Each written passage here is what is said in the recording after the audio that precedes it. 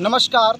आईपा AIPA यानी all India progressive politics association. AIPA एक ऐसा मंच है जहां पर हम बात करते हैं देश में प्रगतिशील राजनीति को बढ़ावा देने की, सामाजिक मुद्दों की बात करते हैं इस मंच पर। आज हमारे साथ में इस मंच आईपा के मंच पे मौजूद है अखिल भारतीय ब्राह्मण महासभा के जिला अध्यक्ष और सभासद, जो सीतापुर जनपद के नगर पालिका के सभासद हैं, धीरज पांडे जी हमारे साथ में मौजूद है। धीरज पांडे जी, आपका आईपा के मंच पे बहुत बहुत स्वागत है।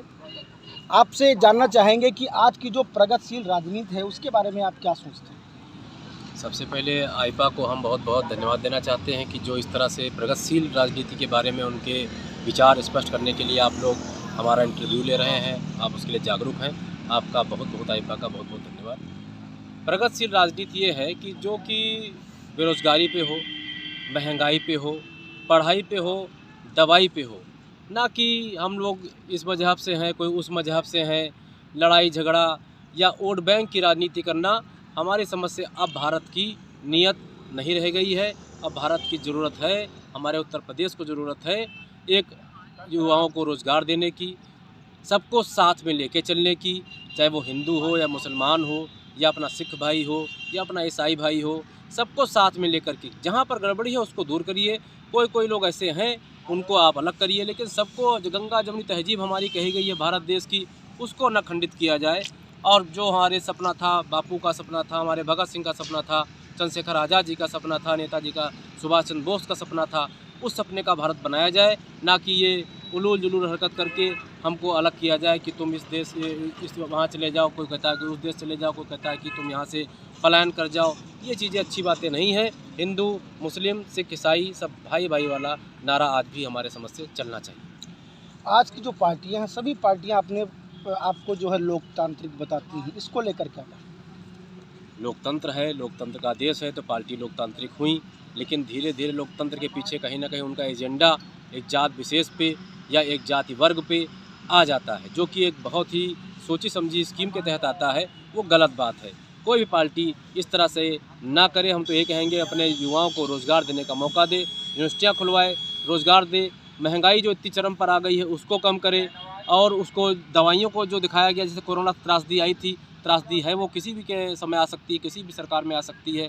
वैसे में सरकार को संवेदनशील होना चाहिए दवाइयों को, और जो ऑक्सीजन कमी भई या जो कुछ हुआ, मतलब समस्याएं आई दवाइयों को लेकर के, और सब समस्याएं आई, कर्फ्यू लगाया गया, कोरोना लॉकडाउन लगाया गया, तो वो सब आदमी को एक दूसरे को समझना होगा और इंसान को इंसान समझना होगा। ये नहीं है कि अगर हम बड़े आदमी हैं तो हम इंसान हैं, अगर हम गरीब आदमी हैं तो हम घास कूड़ा हैं। ये नहीं चल पाएगा भारत के अंदर। 2022 का चुनाव आने वाला है और उल्टी गिनती शुरू भी हो गई है चुनाव को लेकर। तमाम तरीके के जो नेता हैं वो आम जनमानस के दरवाज़ों पर जाएंगे, दस्तक देंगे, तमाम तरीके के वादे भी किए जाते हैं। कितने वादे किए जाते हैं, कितने पूरे होते हैं, इसके लिए क्या कहें?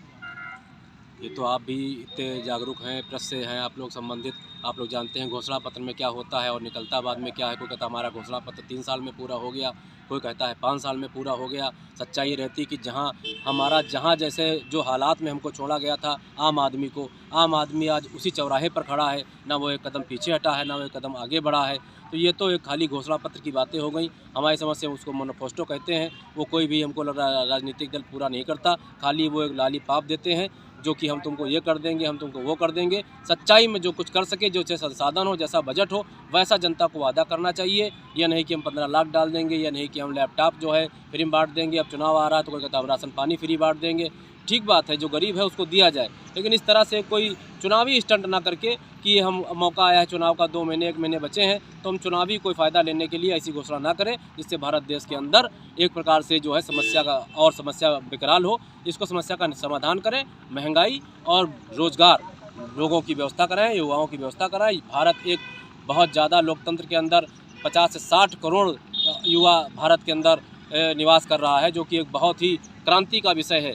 अगर हम युवाओं को सही दिशा में लेके जाएं तो भारत देश एक विकसित देश बन करके नंबर 1 भी बन सकता है। आप एक मौजूदा सभासद भी हैं वर्तमान में।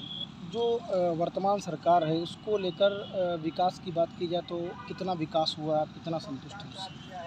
विकास कहीं कहीं हुआ होगा, जिससे बताते हैं वो लोग दिखाते हैं, हमारे यहाँ तो कोई विकास खास नहीं हुआ। हमारे पास जो सीमित संसाधन थे नगर पालिका के, हम लोग उसी में अटके रहे। ना हम लोग सांसद निधि जानते हैं, ना हम लोग विधायक निधि जानते हैं। हमारे यहाँ जो थोड़ा बहुत काम हुआ है वो हमने नगर पालिका से और अध्यक्ष से मिलकर के अपने निजी प्रयासों से कराया है। बाकी हम नहीं जानते ये 20 लाख का जो पैकेज आया था वो कहाँ चला गया, उसके बारे में हमको कोई जानकारी नहीं है। जो सीतापुर जिले की प्रमुख समस्या है नागरिकों के लिए क्या है?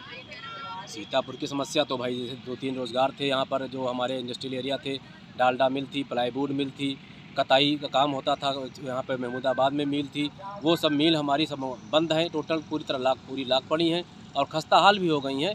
चाहे सरकार तो चीनी मिल चलवावे मोहाली की, चाहे तो कमलापुर की चलवावे, यहाँ पर सुहागिन में डालडा फैक्ट्री थी उसको चलवावे, प्लाईवुड को चलवावे, तो बहुत रोज़गार युवाओं को मिल सकता है। ऐसी बात नहीं, बाउंड्री वाल उनकी आज भी वहाँ पर है, जगह उनकी पड़ी है, बस वहाँ पर संचालनकर्ता की ज़रूरत है, एक अच्छे ठोस कदम की ज़रूरत है, एक सच्ची और साफ नीयत की ज़रूरत है, तब हमारे अंदर रोज़गार सीतापुर जनपद के अंदर पैदा होंगे।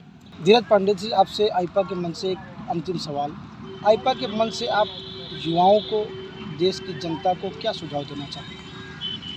देखिए, सीतापुर में हम लोग युवा हैं, काम कर रहे हैं और हम लोगों से युवा जुड़ा हुआ है। लगभग हर गली मोहल्ले के युवा हमारे संगठन में आते हैं और आईपा को हम यही सुझाव देंगे कि वो इतना अच्छा काम कर रहा है वो करता रहे।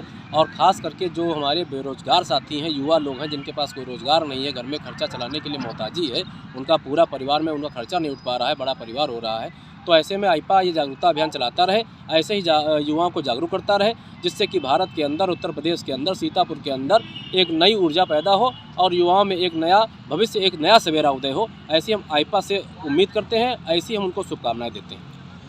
ये हमारे साथ में थे अखिल भारतीय ब्राह्मण महासभा के जिला अध्यक्ष धीरज पांडे जी, जिनका कहना है कि युवाओं को जागरूक होने की ज़रूरत है, ताकि जब युवा जागरूक होगा तो देश आगे बढ़ेगा। आईपा के मंच पे आज के लिए बस इतना ही। नमस्कार।